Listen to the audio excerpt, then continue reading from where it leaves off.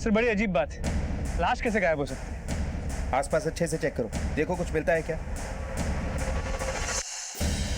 Sir ये भी तो मुमकिन है कि लाश को कोई जंगली जानवर ले गया हो। देखो, ये किसी जानवर का काम नहीं हो सकता। रहमत मियाँ के हिसाब से कब्र से लाश निकालने के बाद कब्र को दुरुस्त किया गया, ये किसी इंसान का ही काम हो सकता है। यहाँ का गोरखन कौन है? साहब मैं हूँ साहब। कैसे हुआ ये सब? साहब मुझे नहीं मालूम साहब, कल रात को मैं 9 बजे के बाद चला गया साहब, उसके बाद ही हुआ होगा साहब। और साहब इधर तो जंगली जानवर बहुत घूमते हैं, इधर तो डर के मारे कोई रात को आता भी नहीं साहब। सर आसपास अच्छे से चेक किया, कुछ नहीं मिला। कब्रिस्तान गांव से काफी दूर है, इसके लिए आसपास कोई मकान नहीं है, पर सीसीटीवी का तो सवाल ही पैदा नहीं होता। साहब मेरी बेटी। रहमत मियाँ आप चिंता मत करें, हम पूरी कोशिश करेंगे। इस गोरखन के बारे में पता लगाओ, इसकी पूरी डिटेल निकालो।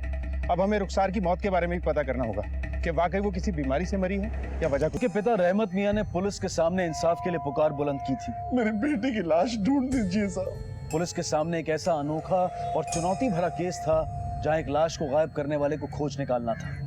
पुलिस ने पूरी सूझबूझ के साथ इस केस की संजीदगी को समझते हुए तहकीकात की शुरुआत की।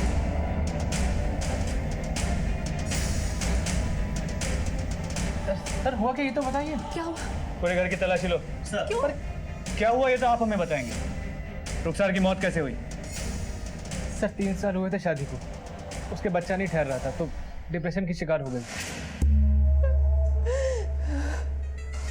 कहीं ऐसा तो नहीं कि तुम्हारे दिए हुए डिप्रेशन की वजह से उसका बच्चा नहीं हो रहा था? नहीं सर, ऐसा नहीं है।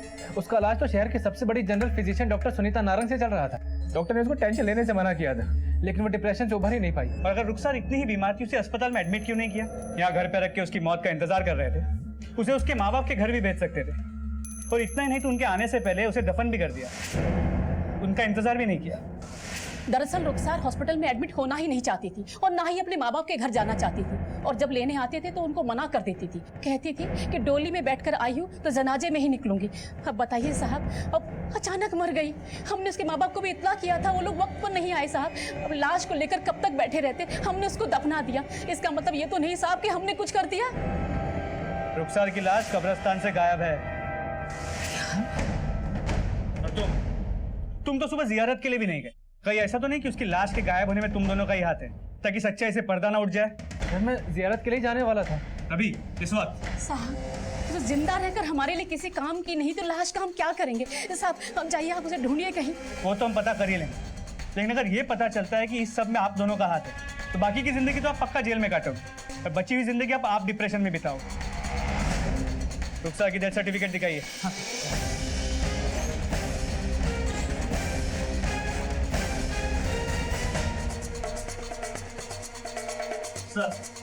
सर अंदर से दवा मिली। नींद की दवाइयाँ ये रुखसार की? हाँ सर, वही लेती थी, डॉक्टर सुनीता नारंग ने प्रिस्क्राइब किया था।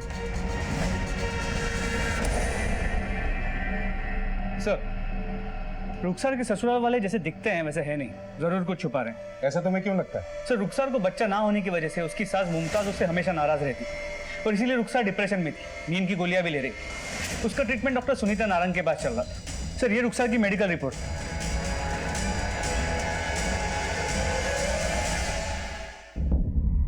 जी हाँ, ये दवाई मैंने लिखी थी रुखसार के लिए, क्योंकि डिप्रेशन के शिकार व्यक्ति के लिए ये दवाई बहुत ज़रूरी है। इनसे उनके दिमाग की सोच और डिप्रेशन से बाहर निकलने में मदद मिलती है। मौत की वजह क्या थी? सर वो अपनी ज़िंदगी में खुश नहीं थी, बीमार रहती थी, काफ़ी कमज़ोर भी हो गई थी, वक्त पे दवाई और खाना नहीं खाती थी। कार्डियक अरेस्ट से बिल्कुल नेचुरल डेथ थी। ये डेथ सर्टिफिकेट आप ही ने इशू किया है? जी हाँ। डॉक्टर इसकी डेथ तो नेचुरल थी, लेकिन इसकी लाश के साथ अननेचुरल हुआ है। कब्र में से इसकी लाश निकाल ली गई। सॉरी सर, मैं इसके बारे में और कुछ नहीं जानती। सर ये भी तो मुमकिन है कि ये डॉक्टर शब्बीर से मिली हुई है, क्योंकि लाश तो अब भी गायब। इस डॉक्टर पे नजर रखो और शब्बीर और मुमताज के साथ इसके फोन रिकॉर्ड्स भी चेक करो, और देखो कि कब्रिस्तान में इनमें से किसी का फोन लोकेट होता है क्या। सर अब्बू हम लोग कॉलेज जा रहे हैं। मगरिब से पहले आ जाना, स्कूटर संभाल के चलाना। हाँ जी अब्बू। जाओ। अरे रुको, टिफिन तो लेते हुए जाओ।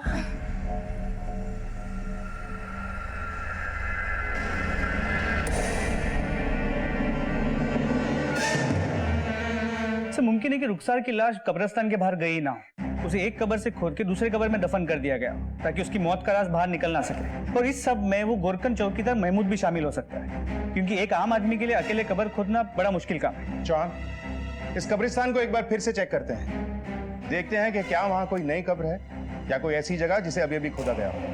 इस केस की जड़ तक पहुंचने के लिए रुखसार की लाश का मिलना बहुत जरूरी है। ये कब्र किसकी है? सर यहाँ किसी बुढ़े को दफनाया गया था, उसी दिन जिस दिन उस औरत को दफनाया गया था। पता नहीं कौन है, याद नहीं। अपने हाथों से दफनाता है और याद नहीं कि किसकी है? सर दफनाने के बाद तो सगे संबंधी भूल जाते हैं, मैं याद रख के क्या करूंगा, लेकिन रजिस्टर में है सर, मैं देख के बताऊंगा। ये सर असगर कुरैशी।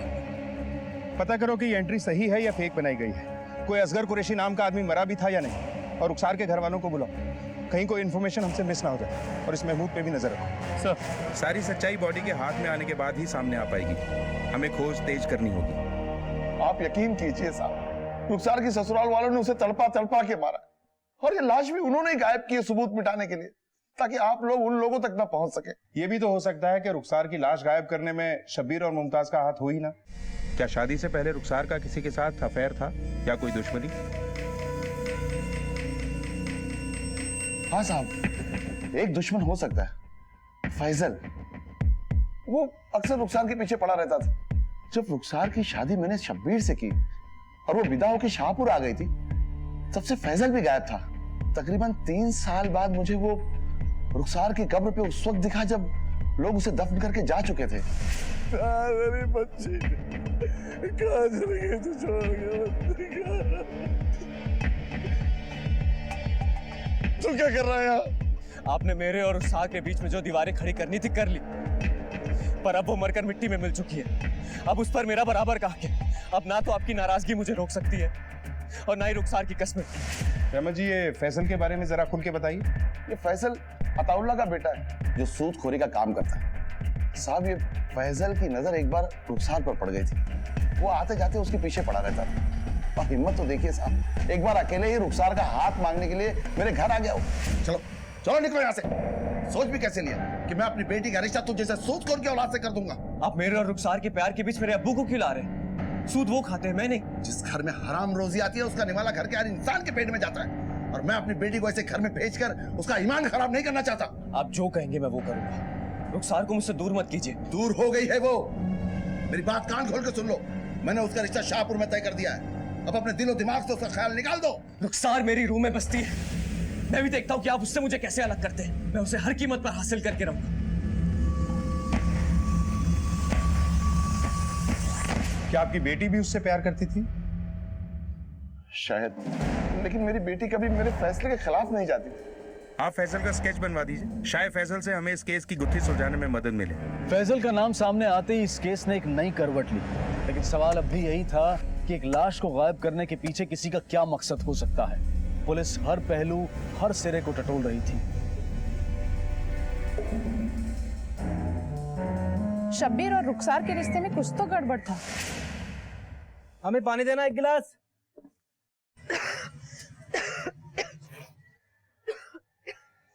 नहीं पीना तुझ जैसे गुनहगार के हाथ से पानी मुझे। तुम जैसी बद किरदार को अपना के पछता रहा हूं।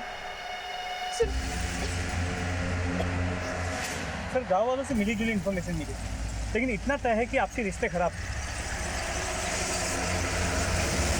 सर, हम अपनी तरफ से पूरी कोशिश कर रहे हैं। बहुत जल्द आपको रिजल्ट मिलेंगे। जी, जय हिंद सर।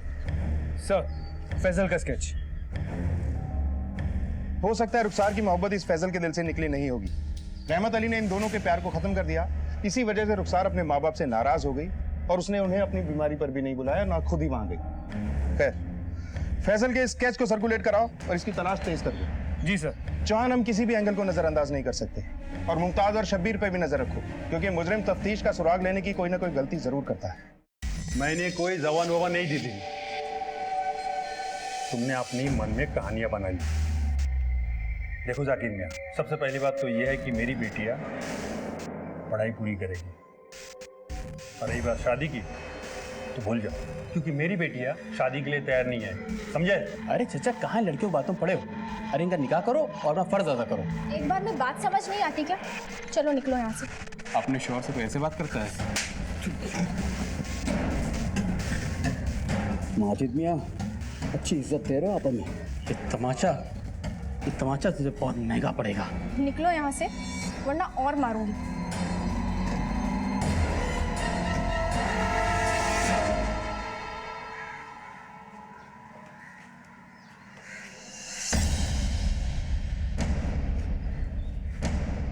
हम पर हाथ छोड़ती है। उड़ा देंगे साली को। डॉक्टर बनना चाहती है ना, देखता हूँ कैसे बनती डॉक्टर। जी साहब, इस आदमी को मैंने सबीर के घर के आसपास ही नहीं बल्कि उसकी बीवी रुखसार को मिलते हुए भी देखा है। ये आदमी तो काफी दिनों से इसी गांव में रहता है और शब्बीर के घर के आसपास ही दिखाई देता है। हाँ साहब, फैजल का घर तो वो पीछे वाली गली में है, वहाँ पर।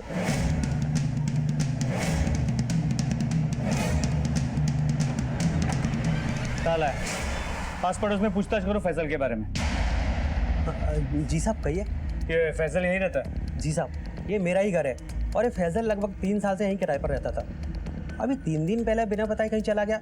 उसके माँ बाप का पता है आपके पास? जी साहब, ब्यावरा में बड़ी मस्जिद की गली में उनका घर है।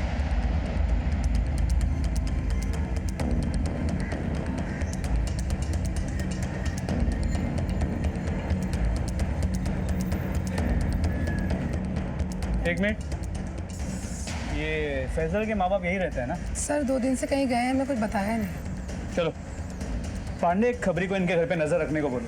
कोई भी इंफॉर्मेशन मिलती है हमें अपडेट करने के लिए बोलो। इस फैजल का मिलना हमारे लिए बहुत जरूरी है।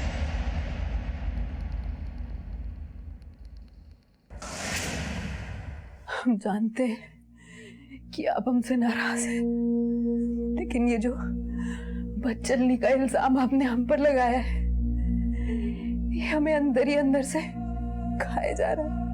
हमारा यकीन मानिए, हमने कुछ गलत नहीं किया।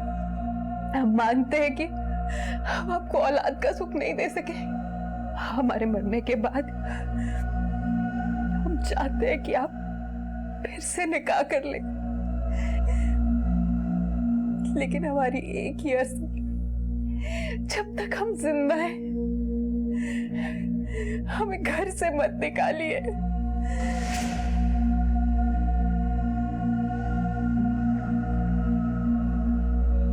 बेटा, जो होना था सो हो गया, और वैसे भी किसी के चले जाने से जिंदगी रुक नहीं जाती।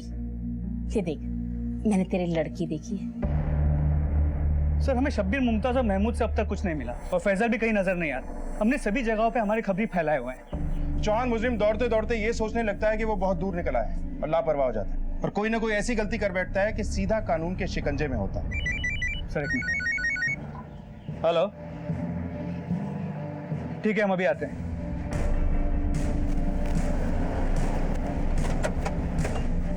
हटिए यहाँ से, हटिए। हटिए, चटिए।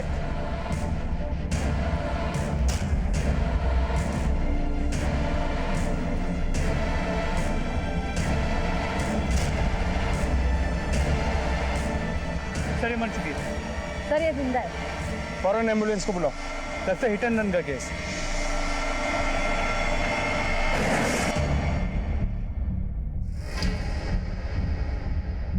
सर, इसका नाम नसीम खान है, बाप का नाम माजिद खान, गांव शाहपुर। सर, उसने हेलमेट पहना है, मतलब बाइक वही चला रही थी, इसलिए जान बच गई उसकी। आप में से किसी ने किसी गाड़ी को इनका एक्सीडेंट करके भागते हुए देखा है क्या? नहीं साहब, जब हम यहाँ पहुंचे तो एक्सीडेंट हो चुका था, तो हमने तुरंत आपको कॉल कर दिया। जॉन, इनकी फैमिली को इन्फॉर्म करो और उन्हें सिटी हॉस्पिटल आने के लिए कहो। सर, पुलिस के सामने रुखसार की लाश को ढूंढ निकालने की चुनौती ज्यों की त्यों थी, और ऐसे में एक और हिट एंड रन केस ने तफ्तीश को और उलझा दिया। इंस्पेक्टर साहब, मेरी दोनों बेटियां बहुत ही होनहार बच्ची थी, पता नहीं ऐसा अचानक क्या हो गया।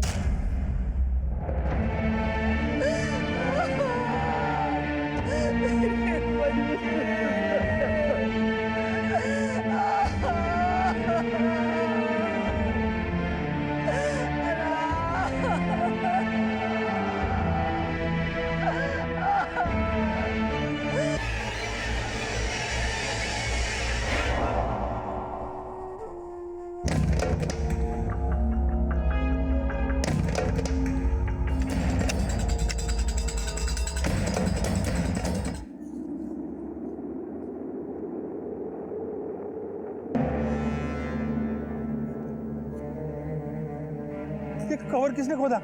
अरे इमाम मियां, ये देखो कवर खुदा हुआ है। अरे इलाज मियाँ, जल्दी जल्दी आइए। क्या हुआ देखो जरा। अरे मियाँ, जंगली जानवरों ने खोद दिया होगा। अरे नहीं मियाँ, आप एक काम कीजिए, इसे खोदिए।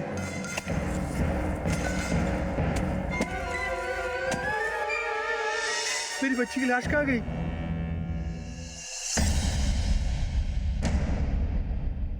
इंस्पेक्टर साहब, इंस्पेक्टर साहब, मेरे बच्चे। आसपास सर्च करो। सर, हम ही गोरखा ने साहब इस कब्रिस्तान के। हमारा नाम इलियास है साहब। कहाँ रहते हो? यही पीछे हमारा घर है साहब। अपनी बीवी बिल्किस के साथ रहते हैं साहब। इतनी पास रहते हो, फिर भी ये सब कुछ हो गया? रात के 12 बजे तक तो हम जाग रहे थे साहब, तब तो सब ठीक था। सर ये पत्थर मिला खून लगा हुआ। मतलब जरूर यहाँ कुछ हुआ है। पांडे, इस पत्थर को फॉरेंसिक लैब में जांच के लिए भेजो। सर, इस केस से जुड़े सभी लोगों के ब्लड सैंपल्स लो। सर, इंस्पेक्टर साहब, मेरे बच्चे नसीम। आप चिंता मत कीजिए, बहुत जल्द हम इस केस की जड़ तक होंगे। शाहपुर से रुखसार की लाश का गायब होना और यहाँ से इस लड़की नसीम की लाश का गायब होना, मुझे लगता है इन दोनों के बीच में कोई ना कोई कनेक्शन जरूर है। कब्रिस्तान से हुई एक और लाश की चोरी ने इस केस का रुख ही पलट दिया। कई सवाल उठ खड़े हुए। रुखसार की लाश गायब होने की वजह तलाशती पुलिस के सामने अब एक और सनसनीखेज मामला आ गया था। क्या रुखसार और नसीम के बीच कोई रिश्ता था? क्या इन दोनों की लाशों के गायब होने का आपस में कोई ताल्लुक था? लाशों के गायब होने से लोगों में बेचैनी बढ़ गई थी और पुलिस अपनी जिम्मेदारी को पूरी ईमानदारी से निभा रही थी। चौहान, पिछले हफ्ते में लाश गायब होने की ये दूसरी घटना है और खास बात ये कि गायब होने वाली दोनों बॉडीज जवान औरतों की। अब तक हम समझ रहे थे कि रुखसार की लाश गायब होने में उससे जुड़े लोगों का हाथ हो सकता है, लेकिन नसीम की लाश गायब होने से इसका क्या ताल्लुक? सर, ये भी तो मुमकिन है कि दोनों कब्रिस्तान के गोरखान मिले हुए हैं और लाशों की तस्करी करते हो सकता है। एक काम करो, शब्बीर, इलियास और महमूद तीनों पर कड़ी नजर रखो। सर एक मिनट। हाँ देव, बोलो। साहब, फैजल का पता चल गया है, वो कपिल नगर में है। सर, फैजल का पता चल गया है। उठा के लाओ इस मजनू को। सर, अरे साहब, कहाँ लेके जा रहे हो? अरे कहाँ लेके जा रहे हो मेरे बेटे को? सर, मैंने कुछ नहीं किया सर। देखो मजनू मियां, बचपन से जिस लड़की के पीछे पड़े थे, शादी के बाद भी जिसके चक्कर में अपना घर बार छोड़कर यहाँ किराए पे रहने चले आए, उस रुखसार की कब्र पे अपना हक जता रहे थे ना। आपने मेरे और रुखसार के बीच में जो दीवारें खड़ी करनी थी कर ली, पर अब वो मरकर मिट्टी में मिल चुकी है। अब उस पर मेरा बराबर का हक है। तो उस हक का इस्तेमाल करके लाश को कहाँ छुपा के रखा है? ये सब आप क्या कह रहे हैं सर? जो सच है वही बोल रहा हूँ। सच सच बता दे, रुखसार की लाश को कहाँ रखा है? हमें रहमत मियां ने बता दिया है कि रुखसार की लाश गायब होने से पहले आखिरी बार तुझे कब्र पे देखा गया था। हाँ सर, मैं उसकी कब्र पर गया था और आखिरी बार उसका चेहरा भी देखना चाहता था, पर रहमत मियां वहां पर होंगे और मुझे देखकर चिढ़ जाएंगे, इस वजह से मैं कब्रिस्तान के बाहर ही घूम रहा था। और जब लोग दफना के चले गए, तब मैं उसकी कब्र पर फातिया पढ़ने पहुंचा। कब से जानता है रुखसार को? कई साल हो गए सर। रुखसार पहली नजर में मेरी रूह में समा गई थी। वो भी मुझे पसंद करने लगी थी। मुझे पसंद करने के बावजूद वो शादी के लिए अपने अब्बा की मंजूरी चाहती थी, जो कि हमें नहीं मिली। और जब जीते जी उसे हासिल नहीं कर सका तो उसे कब्र से निकाल दिया। सर, मैं लाश का क्या करूंगा? तू तो उसे हर कीमत पे हासिल करना चाहता था ना।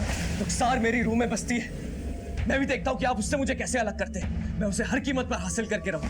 हाँ सर, ये सच है कि मैंने उनको चैलेंज किया था, पर उस चैलेंज को तो रुखसार ने कोने से सुन भी लिया था और उसके बाद रुखसार मुझसे मिलने भी आई थी। फैजल, मेरी बात तो सुनो। हमने अब्बा को मनाने की बहुत कोशिश की। फैजल अब्बा जुबान दे चुके हैं और हम अब्बा के खिलाफ नहीं जा सकते। बेहतर यही होगा कि आप हमें भूल जाएं। रहमत मियां है सर उसकी मौत के जिम्मेदार। उसकी शादी उस शब्बीर से करवा दी और उसे मुझसे दूर कर दिया। मैं उसके बगैर रह नहीं पा रहा था सर, इसलिए मैंने तय किया कि मैं यहाँ आ जाऊंगा और यहीं रह गया। उसकी सास मुमताज ने बच्चे को लेकर उसका जीना हराम कर दिया था सर। उस तनाव में उसकी तबीयत भी खराब हो गई और ये सब मुझसे देखा नहीं गया, इसलिए एक दिन मैंने उसका रास्ता रोक दिया। रुखसार, बात को समझने की कोशिश करो। ये क्या हाल बना रखा है? देखो दवाइयाँ क्या करेंगे। सर, मैं तुम्हारे बिना रह नहीं पा रहा हूँ, प्लीज वापस आ जाओ मेरे पास। अच्छा, तो ये गुल खिलाड़ी मेरे पीठ पीछे। अब समझ में आ रहा है तेरी बीमारी का कारण और तेरे बच्चा ना होने का कारण। शबीर, ऐसा कुछ भी नहीं है जैसा तुम सोच रहे हो। फैजल मुझे जानता है, लेकिन हमारा कोई बुरा ताल्लुक नहीं है। ये हमारे घर रिश्ता लेकर आया था, लेकिन अब्बा ने मना कर दिया था और तब से सब खत्म है। अब तो सब शुरू होगा। तेरे अब्बा को तो जमात में बिठाऊंगा मैं, देखिए। मैं उसकी जिंदगी बर्बाद नहीं करना चाहता था सर। कभी नहीं।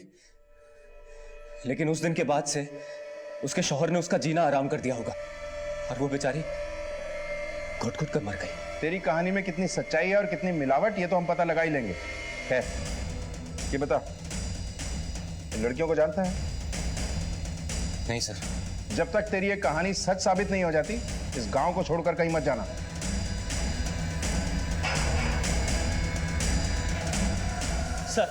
सर नसीम की पोस्टमार्टम रिपोर्ट। सर रिपोर्ट के मुताबिक नसीम की मौत सर पे चोट की वजह से हुई है। तो फोरेंसिक रिपोर्ट के हिसाब से उनके टू व्हीलर को पीछे से टक्कर मारी गई। इसका मतलब ये महज एक्सीडेंट ना होते हुए एक मर्डर भी हो सकता है। चौहान, एक्सीडेंट की असली वजह जरीन हमें बता सकती है। हमारे लिए जरीन का होश में आना बहुत जरूरी है। जो भी हमारे शक के दायरे में है, सब पे नजर रखो, मुमताज और शब्बीर पे भी। सॉरी सर, जरीन अभी भी बयान देने की हालत में नहीं है। उसकी हालत बहुत ही खराब है, आगे कुछ बोल नहीं सकते। देखिए, ये महज एक हासन है, कोई कत्ल की साजिश भी हो सकती है। आपकी बेटियों की किसी से कोई दुश्मनी थी? इंस्पेक्टर साहब, वो तो हमें नहीं पता, पर मेरा दोस्त जाकिर अपने गवार बेटे इरफान को लेकर मेरे घर आए थे रिश्ता मांगने के लिए। मैंने मना कर दिया था। बात बहुत आगे बढ़ गई और मेरी बेटी नसीम ने उसे थप्पड़ मार दिया था। चौहान, कहीं उन लोगों ने अपनी बेइज्जती का बदला लेने की कोशिश तो नहीं की? उठा के लाओ। सर, रुखसार की गायब हुई लाश की गुत्थी अभी सुलझ भी नहीं पाई थी कि नसीम की लाश गायब हो गई। लेकिन इतना तो सामने आ ही गया था कि दोनों के घरेलू मामले ठीक नहीं थे। रुखसार पर तनाव हावी था, वो अंदर ही अंदर घुट रही थी। उसकी सास मुमताज और शौहर शब्बीर का रवैया उसकी तरफ बिल्कुल ठीक नहीं था। पुलिस ने इस मामले की तह तक जाने के लिए और लाशों को गायब करने वाले तक पहुंचने के लिए इस केस से जुड़े हर इंसान पर कड़ी नजर रखनी शुरू कर दी। सर, संदिग्धों पे छोड़े खबरियों से मिली इंफॉर्मेशन के हिसाब से शब्बीर को कई बार कब्रिस्तान में आते जाते देखा गया। जो आदमी जीते जी रुखसार का ना हो सका, मरने के बाद कब्रिस्तान के चक्कर काट रहा है। या फिर पुलिस की तहकीकात पे नजर रख रहा है। शब्बीर की मां मुमताज रुखसार के कब्र की मिट्टी सूखने से पहले ही इसके लिए नया रिश्ता ढूंढ रही है। चौहान, मुमताज को रुखसार कभी पसंद ही नहीं थी। दूसरे कब्रिस्तान के गोरखान इलियास को कई बार एक ढाबे पे सुरेश नाम के आदमी से मिलते हुआ देखा गया। ये सुरेश पहले मुर्दा घर में काम करता था और लाशों की तस्करी के लिए अंदर जा चुका है। इलियास की बीवी है बिल्किस। इन दोनों के बीच झड़प हुई, जिसके बाद बिल्किस के सर पे चोट लगी। इलियास का एक भाई है इम्तियाज, जो उसके साथ नहीं रहता। एक गोरकन का इस तरह एक मुजरिम से मिलना किसी दूसरी तरफ ही इशारा करता है। माजिद ने जब अपने दोस्त जाकिर के बेटे इरफान का रिश्ता ठुकराया था, तो इरफान ने चाय की दुकान में नसीम और जरीना को सबक सिखाने की बात की। हम पर हाथ छोड़ती है, उड़ा देंगे साली। इस इलियास, सुरेश और इरफान को उठवाओ। सर,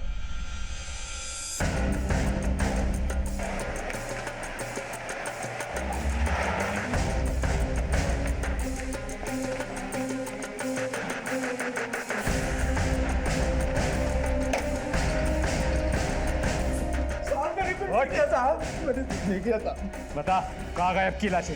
क्या किया उनके साथ? सजा काटने के बाद मैंने उसका धंधा छोड़ दिया साहब। फिर हमें देख के भागा क्यों?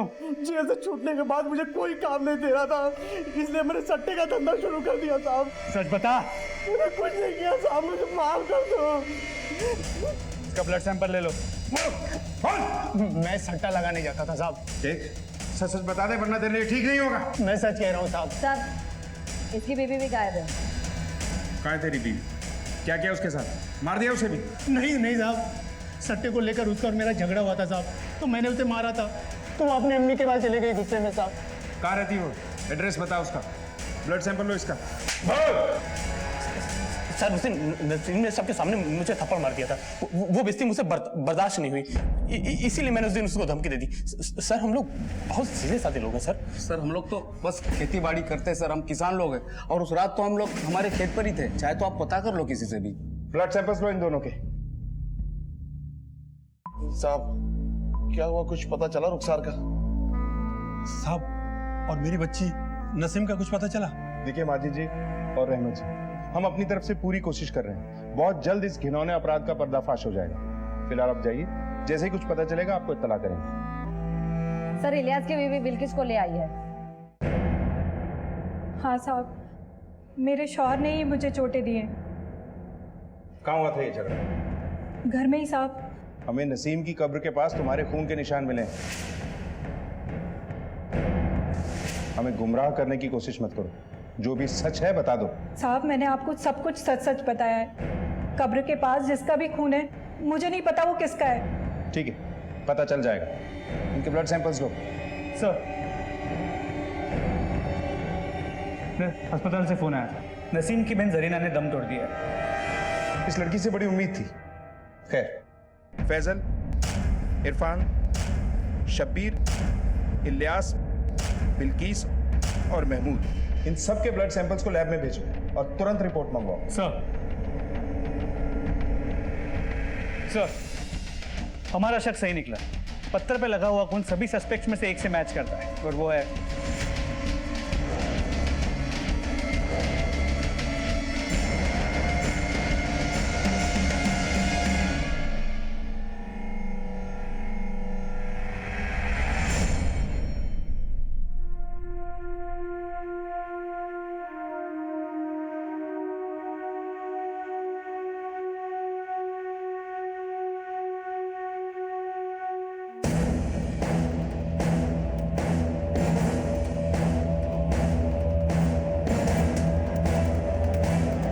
कल में पाक, कल में शहादत, ला इलाहा इल्लल्लाह।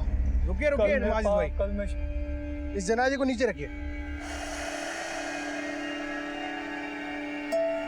मौलाना साहब, क्या बात है? आप अपनी बेटी की मैयत किसी और गांव में नहीं दफना सकते। गांव की इज्जत का सवाल है। आपको अपनी बेटी की मैयत इसी गांव में दफनानी होगी। अब तो जानते हैं कि यहाँ लाशों के साथ क्या क्या हो रहा है। चेक करो अंदर सब।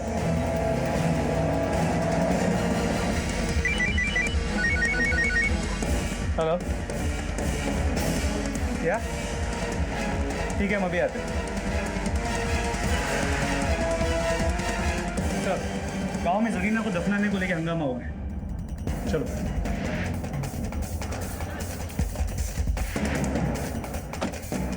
आप लोगों को परेशान होने की जरूरत नहीं है। लाशों को गायब करने वाला पकड़ा जा चुका है। अब इस गांव से कोई भी लाश गायब नहीं हुई। इंस्पेक्टर साहब, उसे हमारे हवाले कर दो। उसे हम खुद सजा देंगे। इंस्पेक्टर साहब, हबीब भाई सही कह रहे हैं। उसे हम लोगों के हवाले कर दीजिए। हम लोग सब मिलकर उसे सजा देंगे। क्यों भाई लोग? हाँ, एक मिनट देखिए, आप लोग कानून को हाथ में लेने की बात मत कीजिए। कानून पे भरोसा रखिए। रुखसार और नसीम की लाश को गायब करने वाले का चेहरा बहुत जल्द आप लोगों की आंखों के सामने होगा।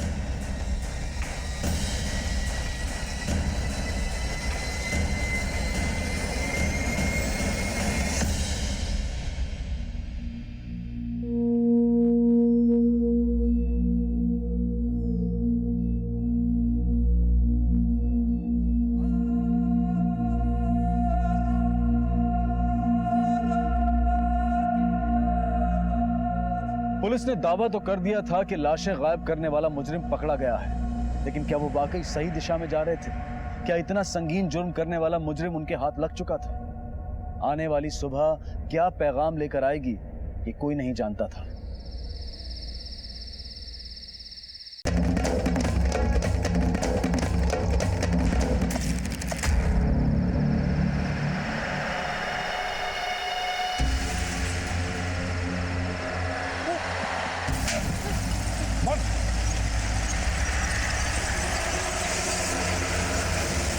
मैं तो बस यहाँ पे कब्र को ठीक कर रहा था और कुछ नहीं।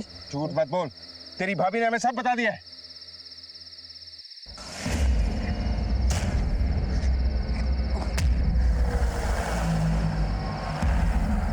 देखो क्या कर रहा है ये। मैं जानती थी कि ये ऐसे ही कुछ करेगा। रुखसार की लाश जब से गायब हुई थी ना, मुझे इसके ऊपर तब से ही शक हो गया था। इसीलिए मैं इसका यहाँ खड़े होकर इंतजार कर रही थी। बिल्किस, ये क्या किया तूने? अल्लाह तुझे कभी माफ नहीं करेगा। ये जो तू कर रहा है ना, गुनाह है। साले शांत हो जा, तेरे घर पे नहीं रहता हूँ अब। अगर ये बात तुम लोगों की जुबान से निकली ना, तो काट के यहीं काट दूंगा। साहब, भाभी ना झूठ बोलती हैं। साहब, मैं तो बस कब्रों को ठीक कर रहा था साहब। हाँ, मैंने किया ये सब।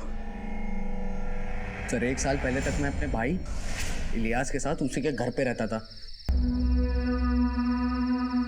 हर रात मैं उसको और भाभी जान को हम बिस्तर होते हुए देखता था, चुपके चुपके। मुझे बहुत मजा आता था। और फिर मेरे अंदर का शैतान अपनी हवस को बुझाने के लिए बेचैन होने लगा। मेरे गांव में एक बहुत खूबसूरत सी लड़की थी जिसको मैं बहुत पसंद करता था। मैंने सोचा शायद ये मेरे दिल की बात समझेगी, तो इसी से बात करके देखता हूँ। महक मेरी बात सुनना, तुझसे 2 मिनट बात करनी थी। छोड़ो मुझे। महक मेरी बात छोड़ो। 2 मिनट कोई और मत बचा कोई। क्या बोल रहा है ये छेड़ रहा है मुझे। गाँव का लड़का चले, गाँव के लड़के को साइड दे, निकाल मारा इसको। महक ने ना मेरी बहुत बेइज्जती की थी। मैं बदले की आग में झुलस रहा था। एक दिन उसको रास्ते में पकड़ लिया। उसके साथ जबरदस्ती करने की कोशिश कर रहा था मैं, लेकिन मानी नहीं। शोर मचा रही थी जोर जोर से। मैंने उसका मुंह दबा दिया। उसका दम घुट गया साहब, वो मर गई। मैं उसको मारना नहीं चाहता था साहब, लेकिन वो मर गई। मैं वहां से भाग गया। फिर उसी रात महक को हमारे कब्रिस्तान में गाड़ा गया। उसके जिस्म की याद मेरे दिमाग में नाक बनकर डस रही थी। मैं सेक्स और बदले की आग में इतना झुलस रहा था कि मुझे साहब कुछ समझ में नहीं आ रहा था। आधी रात को उठकर मैंने उसकी कब्र खोदी और उसके मुर्दे शरीर को बाहर निकाला। उसके जिस्म से अपनी हवस की प्यास बुझाने लगा। साहब वो तो शोर भी नहीं कर पा रही थी, मुर्दा थी ना। मुझे मज़ा आ रहा था सर। उसके बाद से मुझे लाशों के साथ ये सब करने में बहुत मज़ा आने लगा। लेकिन एक दिन मेरी भाभी ने मुझे देख लिया।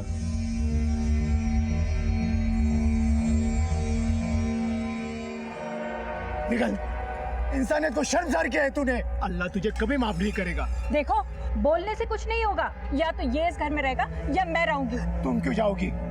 जाएगा ये मरदूद। निकल यहाँ से। जा तो रहा हूँ मैं, लेकिन एक बात याद रखना, अगर तुम दोनों ने इस बारे में किसी को कुछ भी बताया ना, तो तुम दोनों को जिंदा यहीं पे गाड़ दूंगा। धमकी देता तू? भाग यहाँ से, निकल। उसके बाद मैंने चाय की दुकान खोल ली और जब कभी भी कब्रिस्तान में किसी लड़की की लाश दफनाई जाती थी तो मैं हमेशा उस पर नजर रखता था। फिर लाश जंगल ले जाता और मजे करता। जब दिल भर जाता तो लाश को वहीं गाड़ देता था। साहब मुझे ना मुर्दा जिस्मों का शौक हो गया था। फिर चाहे वो महक,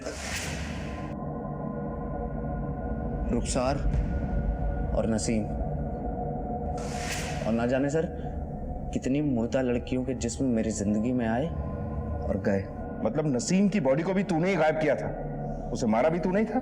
हाँ साहब, बहुत दिन हो गए थे, कोई नई लाश हाथ ही नहीं लगी थी। तो मैंने सोचा इन दोनों बहनों को टेम्पो से उड़ा देता हूँ। शक जाएगा बाप और बेटे पे। हम पर हाथ छोड़ती है। उड़ा देंगे साली को। वो होंगे जेल के अंदर और मैं उन लड़कियों के साथ, उनके मुर्दे जिस्म के साथ मजे करूंगा दूर जंगल में। तू जैसे दरिंदे को इस दुनिया में जीने का कोई हक नहीं है।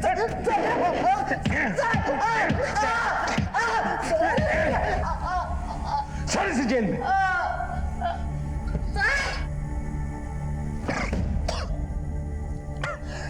रुखसार की मौत इसी सोच का नतीजा थी कि लड़की डोली में ससुराल जाए और वहां से जनाजे में ही बाहर निकले। रुखसार हर उतार चढ़ाव को, हर ऊंच नीच को अपने ही बलबूते पर सहन करती रही। हर मुश्किल का हल खुद ही निकालती रही और अंजाम उसकी बीमारी और उसकी मौत की शक्ल में सामने आया। अगर माँ बाप ने खुलकर ससुराल वालों से बात की होती या रुखसार ने अपने दिल की बात अपने माता पिता को बताई होती तो शायद कोई बेहतर नतीजा निकल सकता था। मुमताज ने अगर अपनी बहू को ताने मारने और कोसने की बजाय उसके इलाज पर ध्यान दिया होता तो शायद आज रुखसार जिंदा होती।